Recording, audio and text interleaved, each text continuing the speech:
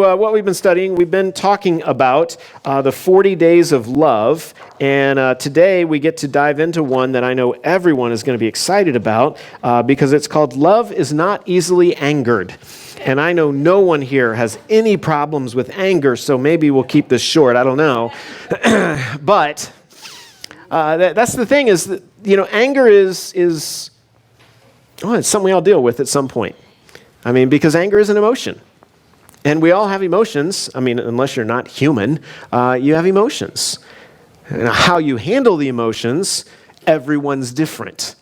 But we all have them. And anger is a natural response to things. But anger is one of those emotions that can very easily and very quickly lead to bad things.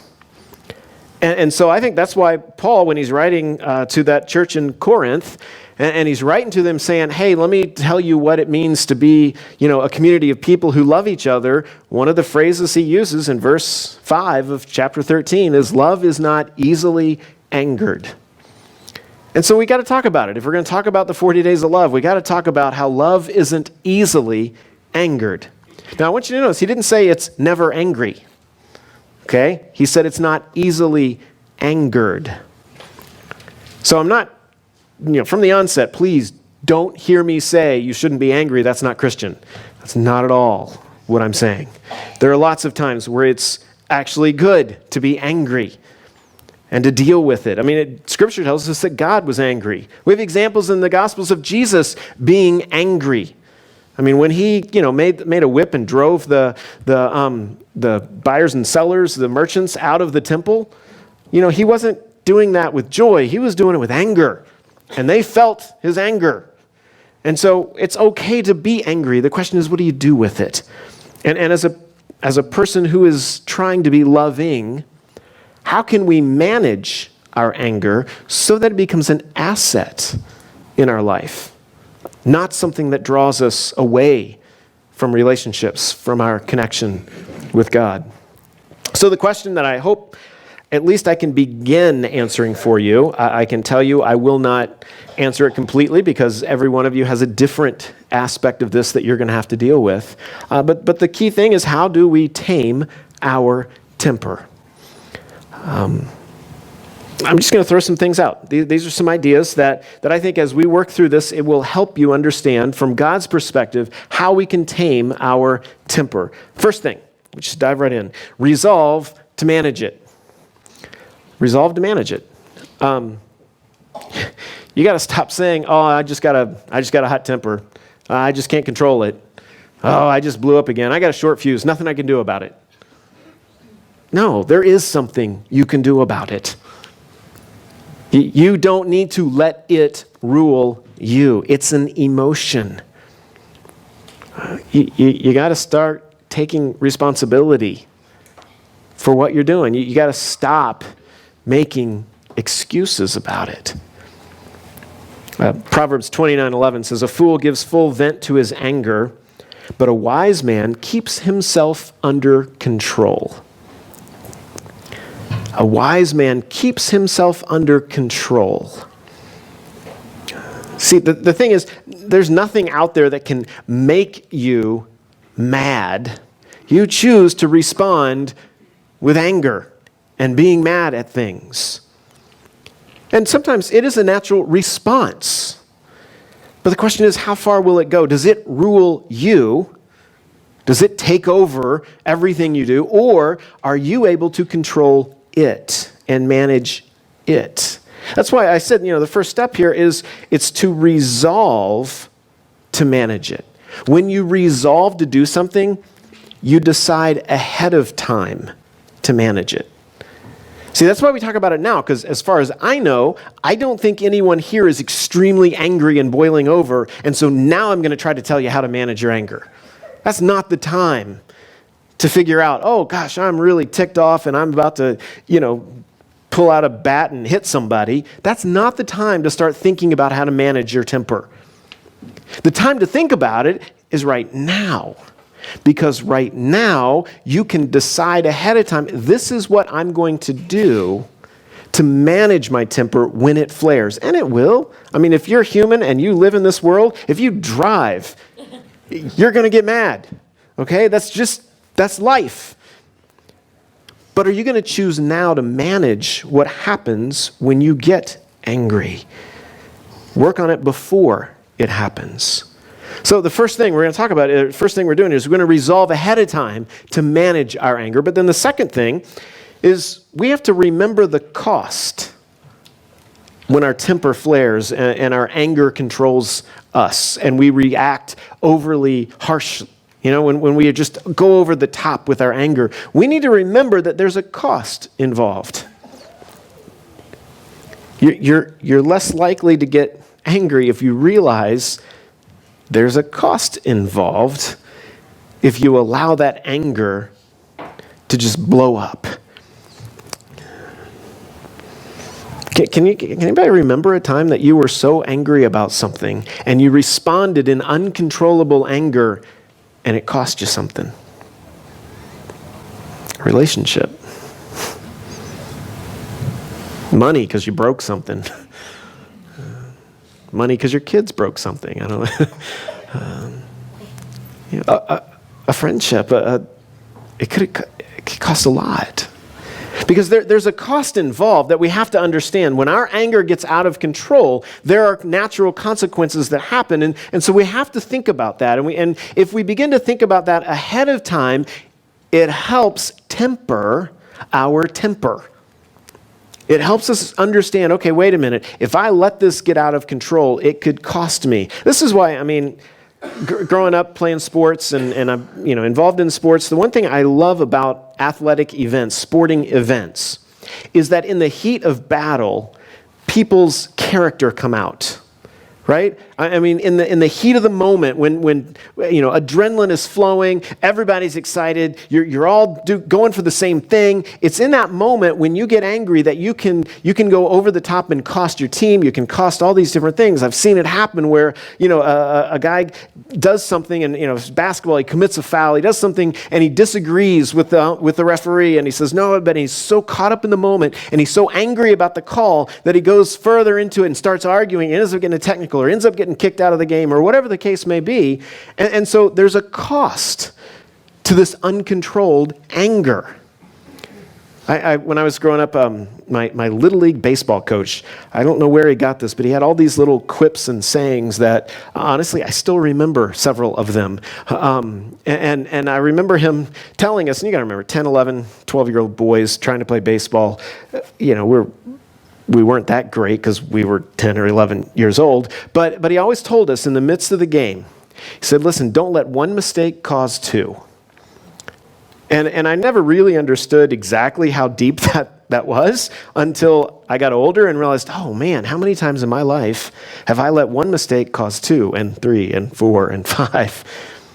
And that's what happens, right? Because, as a little kid, you field a ground ball and you muff it or you do something wrong, and then you get really ticked off and you're like, I'm still going to throw it to first and I'm going to wing it over there as hard as I can, and you just start winging it, and of course, 9 times out of 10, that thing's sailing over the fence. It's going somewhere out in the right field. And so the guy, instead of just getting to first base, now he gets to second or third, depending on how terrible the throw really was. And so one mistake caused 2. In our life, the same thing happens over and over, right? We let one mistake, we let our anger get out of control, and that one mistake then leads us to another one, and another one, and another one, because there's a cost. Proverbs 29:22 says, an angry person starts a fight, but a hot-tempered person commits all kinds of sin, because they get out of control. If you read through Proverbs, you're going to see over and over that there are very specific problems with uncontrolled anger. Proverbs 15:18, a hot-tempered person starts fights. Another translation says it causes conflict in every relationship. Proverbs 14 says, a hot-tempered person shows great foolishness. You ever seen somebody that's so spitting mad they just look like fools? You ever been that person? Everybody's looking at going, oh my gosh, does he realize how stupid he looks? Yeah. They show great fool. Proverbs 14:17 says, short-tempered people do foolish things. So there's a cost when we let our anger get out of control.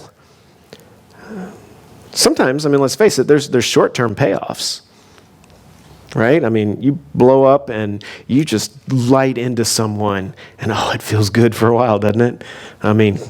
You just cut them to size, you taught them a lesson, they finally get it, and you feel really good. That's a short-term benefit. Long-term problems, because you just destroyed a relationship. You just undercut a person. You just alienated someone. So that's the thing. Uncontrolled anger always alienates us. Do you like being around somebody who's always mad and always angry? No. It's not fun for anybody. It's not healthy for anyone. Nothing destroys a relationship faster than uncontrolled anger. It's always a cost. So we resolve to manage it. We remember the cost. Third thing is reflect before reacting. Now that sounds really good on paper, doesn't it? Oh yeah, I'm just going to stop and I'm going to reflect before I react to this. Yeah, in real life, that is not easy. Okay, it's way harder than it sounds when I just say it like that. Because in the heat of the moment, it's hard to pause long enough to reflect on what's happening, and then our mouth just starts running, right? We just start going, and we say things that normally we wouldn't say to another person. We say things to our spouse, to our children, to our friends, to our neighbors that if we had stopped for just a minute, we never would have said those type things. That's why in the book of James, he writes, he says, "Indeed, we all make many mistakes. For if we could control our tongues, we would be perfect and could also control ourselves in every other way." Verse 6 says, "And the tongue is a flame of fire. It is a whole world of wickedness, corrupting your entire body. It can set your whole life on fire, for it is set on fire by hell itself." People can tame all kinds of animals, birds, reptiles, and fish, but no one can tame the tongue. It is restless and evil, full of deadly poison. I wish James could really tell us what he thought about this. You see, when we get angry, our tongues kind of get loose, and we start saying things that honestly, later we could look back and say, we didn't really mean. But in the moment, we really meant it. And so our tongues cause a ton of problem because we don't reflect before we react. Anger control is largely what I would call mouth control. If we can temper our temper, it's a whole lot easier to control our mouth. Proverbs 19 says, "A person's wisdom yields patience. It is to one's glory to overlook an offense." So what do you do when you're reflecting? You analyze. You analyze what's going on. Let's get a quick check into what am I angry about? What's really happening under the surface here? When you begin to understand, you become more understanding. Right? When I begin to understand what I'm feeling, what's going on, what are these thoughts, then I begin to be more understanding of the people around me, of my spouse, of my kids, of my friends, of people around the neighborhood, around the city. When I understand, I'm more understanding, especially when I start by understanding myself. Understanding what I'm doing, why am I reacting to this? These questions I ask myself when I actually do this, which I'm going to be honest, this is not something I do all the time, okay? I screw this up a lot. But here's the thing. This is what I try to do. Number one, I'm going to ask myself, why am I angry? Okay, and that's a valid question. I know right off, well, because that guy did this. Well, okay. But why does that bother you? Why does it bother you that he just cut you off in traffic? Really? In the grand scheme of things, is that a big deal? There's something else there that's causing you to be upset and angry. There's a deeper issue at play that I think we need to talk about. I don't know what it is for you. If it's, hey, but I wanted to be first. People are always cutting me off. I never get my way. And all of a sudden, it goes way beyond some guy who didn't happen to see you and pulled in front of you. To, wait, I got to think about this from my perspective. Why am I angry about this? Another question to ask is, what do I really want? I'm really ticked off right now, but what do I want to destroy that person? Or do I want justice? Or do I want vengeance? Or do I want, what do I want out of this? Because that's really the question, is I'm upset because I didn't get what I wanted. What do you really want? And then, how can I get what I really want? Is it by waving at the person who just cut me off and telling them they're number one? or is it really by backing off and thinking, wait a minute, what is most important? What do I really want in this situation? If we reflect before we react, it gives us time to identify the root cause of the anger. Because I can tell you from experience, when I get really upset with my kids, 80% of the time, it's not because of something they did. It's because of something I wanted to happen that they screwed up, and they didn't even mean to. But I'm upset about what I didn't get, rather than what they actually did. And I have to identify that. Now, there are times my kids are normal. They do things that make me angry because they shouldn't have done it.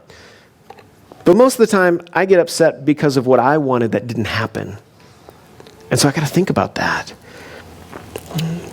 What is that root cause? Is it because I was hurt, right? There's pain involved. That there's, I was wounded emotionally or physically, and this whatever scenario caused me to be angry. Is that why I'm angry? Is there frustration? I didn't get what I wanted.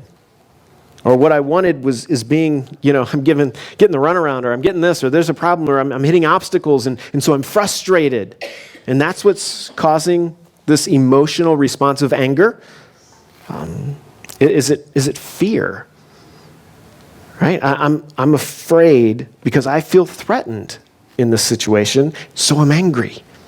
I feel attacked, and so my natural response is anger. So as we stop and we reflect and we say, okay, why? Why am I angry? What is causing this? Where is this coming from? Then, if I can't remember if this is in your notes or not, but write this down. Psalm 141:3. This can become our prayer while we are reflecting. Psalm 141:3 in the English Standard Version puts it this way: set a guard, O Lord, over my mouth. Keep watch over the door of my lips. And that can become our prayer while we're trying to figure this out, while we are sorting through this. We just start praying, God, set a guard over my mouth so that I don't say anything that I'm going to regret. Keep watch over the door of my lips so that animals don't come screaming out of there. So I can understand what's going on. Because when I understand, I become more understanding. So we resolve to manage it. We remember the cost. We reflect before reacting. Fourth thing here is I release my anger appropriately. See, here's the thing. Having anger is not bad. Okay, that's called we're human. That's a natural, emotional response that God created you with. Okay, so the last thing I want you to hear is that I should never be angry. No, you will be angry because you're human and you have emotions, and that's good and that's healthy and that's wonderful. But so what do I do when I get angry for good reasons? How do I release it? How do I let it go and allow it to come out so that it doesn't build up constantly in me? That's why in Ephesians 4, Paul writes, he says, listen, in your anger, don't sin. He didn't say don't be angry, right? He didn't say you're stupid for being angry. No, he said when you're angry, just don't sin. And he says, don't let the sun go down on your wrath. In other words, deal with it, right? Don't just let it linger. Don't let it just be out there. Don't pretend like it's not there. That's why, some of the things we have to understand is that, hey, there are right ways and wrong ways to deal with it, right? Well, one of the, what's the best way to deal with it? Well, first of all, don't suppress your anger, right? Where you just cram it down. That's my favorite scene. Most of you probably remember the show Cheers. If you don't, I'm old. That's okay. And the setting is, it's a bar basically. I've actually been to that bar. It's really cool where they filmed it. Anyway, they filmed this, and there's this guy. His name's Woody. He's the bartender. It's Woody Harrelson. He's been in other stuff, but he's really young back then. And he's always happy. He is always bubbly, and it's almost sickening how happy and excited he is. And Fraser is one of the regulars there, and he's a psychologist. And he says, Woody, why are you always so happy? How do you do that? Because sometimes life's really hard and bad things happen. What do you do when bad things happen? And Woody looks at him and goes, oh, I take those bad feelings and I just cram them down and cram them. And just when I think I can't cram anymore, I cram harder. And then everything's okay. And he turns and he walks away, and Fraser sits there and goes, tick, tick, tick, tick, because he's going to explode. And I think a lot of us deal with anger that way. We just take it and we just stuff it down because we shouldn't be angry. We're Christians. We're loving. We shouldn't ever, get angry with people because we're nice. Yeah, well, no, you do get angry. So suppressing it is not good. Another word that's similar but a little bit different is repressing it, and that's where you just pretend like nothing's ever wrong. You ever been around a person who nothing's ever wrong, and you're a little worried because you're waiting for that day when something does go wrong and everything comes flowing out and they destroy the world? Because you can't just repress it. You can't just pretend like, oh, everything's happy, fine, there's no problems. And you look at them going, oh, yes, there is. You just don't want to face it. Also, another thing is don't express it in inappropriate ways.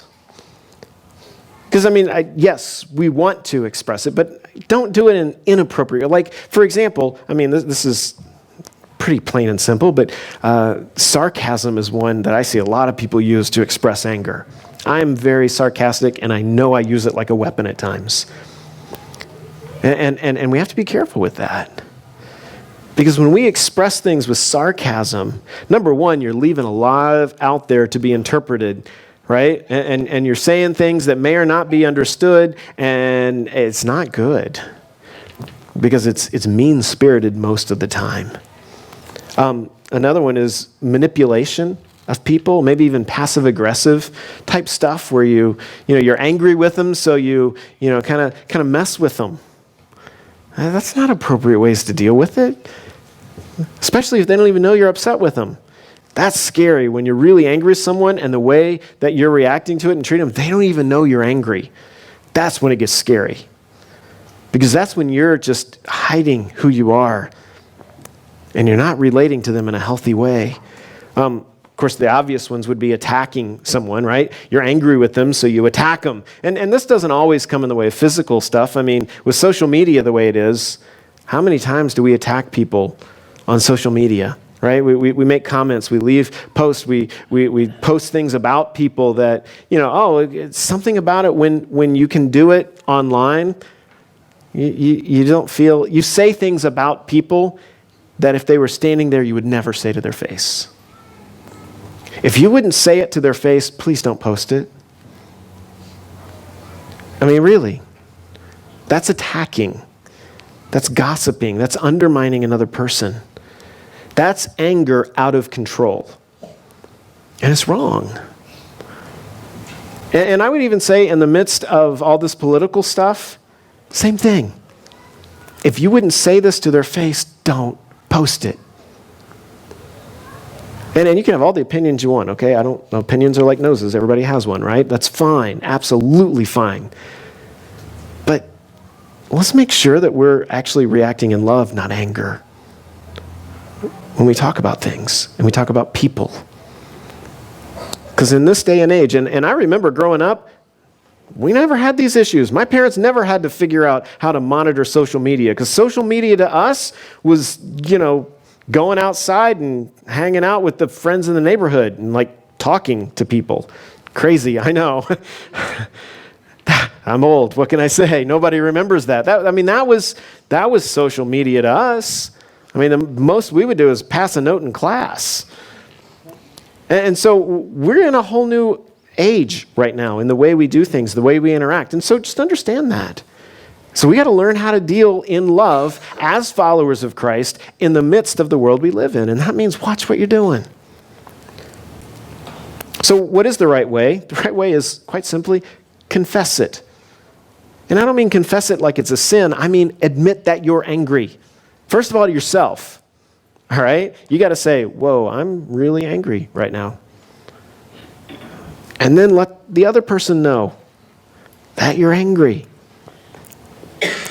My counselor has given me some things to use, some tools to use in this, and I'll share one with you. And it's very simple. It's these 5 things that you do when you're really upset in the heat of a moment, and you want to stop, and you want to say, hey, this is what's going on, and it's, I think she calls it a check-in, but it's basically you start by saying, okay, I feel X. Now, as a guy, I hate that.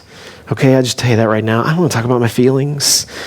Okay, I don't. But there's a point at which we got to realize, what am I feeling? I mean, am I actually feeling anything? Am I angry? Am I mad? Am I upset? Am I hurt? Am I sad? As a guy, I'll just tell you guys, I'm giving you a little leeway here. It's really hard to understand what we're actually feeling. Girls, you seem to nail that one a lot, or at least you're aware of them, even if you don't tell us what they are, okay? You're more aware of your feelings. And I don't mean to be sexist. I'm just observing life. So guys, it starts with, I feel X because or when this happens. And it's not anything profound here, okay? It's just, I feel angry when you called me a dummy. Simple, but that's why. Why do I feel angry? What caused it? And then the next statement is, I hope. What? What do you hope out of this? What do you hope to accomplish out of this? I hope you won't call me an idiot. I don't know, whatever the word, whatever's going on, but I feel because, and I hope what's in my control is this. What's out of my control is this. And I know it's simple and very psychobabble-ish because, yes, my counselor is the one who shared it with me, but, when I read through Scripture, that's exactly the way I see over and over as examples of how to deal with anger when you're upset, how to deal with conflict in relationships. Just let them know, this is where I'm at, this is what's going on, and this is what I can control, this is what I can't control. Can we work this out together? And read Matthew 18. That's all Matthew 18, which is all about conflict resolution. It says, go to the person and let them know what's going on. I know that's a new concept for a lot of people. No, not say passive-aggressive things about them or pray about their terribleness or, whatever it might be. It's no, go to that person and say, this is really what's bothering me. And this makes me angry when you, whatever. I hope that we can resolve this. I can't control how you're going to react. And I can't control the situation you're in, but I can control my responses. Release your anger appropriately. But then the last thing is to rely on God's help. And I put that last because, let's face it, this is hard stuff. And dealing with anger and dealing with, emotions in general is hard. And we are people who are fallen, and we mess this up a lot. And so there comes a point where we have to say, God, I need your help to do this right. Romans 15:5 says, may God, who gives this patience and encouragement, help you live in complete harmony with each other, as is fitting for followers of Christ Jesus. Our source of strength is God.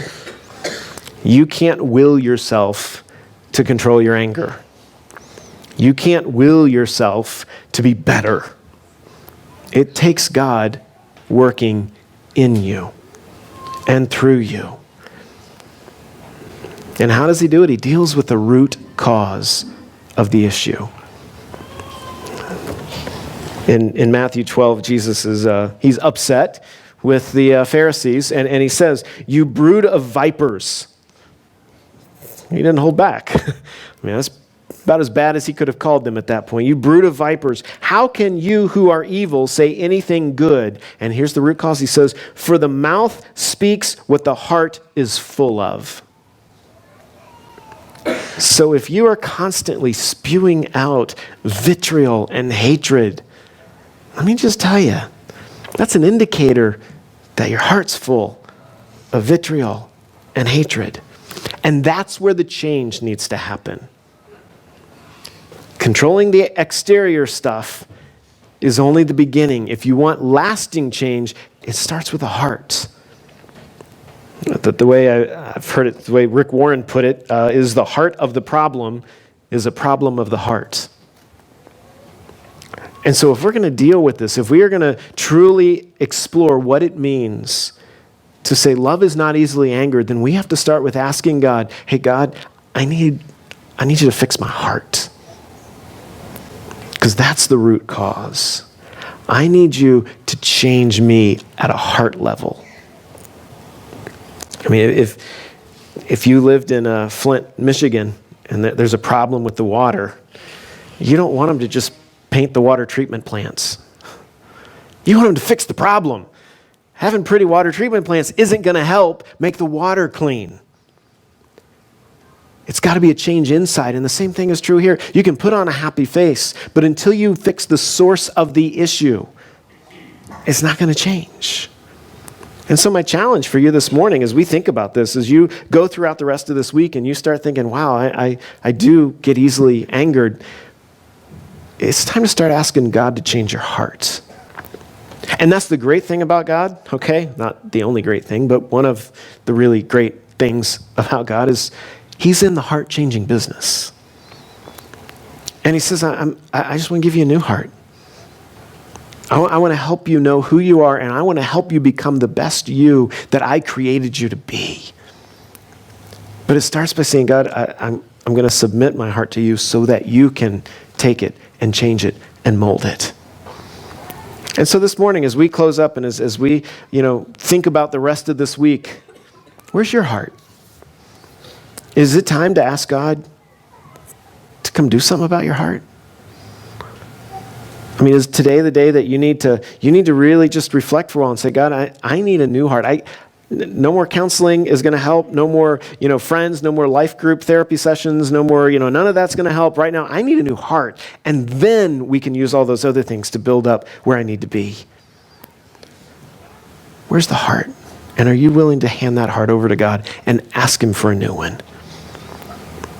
I'm going to pray and ask the band. They're going to come back up. We're going to do one last song before we go. And maybe this is a time that you need to just say, God, I need that. I'm not where I need to be. I need a new heart. And you can sit right at your seat and pray, or you can, obviously the front row is open, it always is. You can come down here and pray, or you can pray at your seat, or you can wait till after the service and catch me or one of the elders or one of the volunteer staff people, or talk to your life group, whatever it is, and say, I need a new heart. I need God to deal with me on a heart level. So let's just pray. God, I know that there are people in this room who are thinking that they could really use a new heart. And they're thinking that they need you to intervene. They can't do it on their own. They can't fix this. Only you can come in and change a heart. And so, God, I pray that whoever those people are, that they would sense your Spirit working in them. And maybe they want to pray something as simple as, God, come change my heart. I give myself to you. I trust you. And I want to follow you. And I want my heart to follow you. And I want my heart to be the way you want it to be, not the way I want it to be. And so, God, this morning, as people pray that prayer, I pray you would fill them with your Spirit, that they would sense that gift of a new heart, that gift of your presence in them, so that they could manage the really hard situations that they're facing in life. And God, the heart of our problem is generally a heart problem. And we need that from you. So, Father, we ask that you would bring us all a new heart. Create in us, as David wrote, a clean heart, and renew a right spirit within us. In Jesus' name, amen.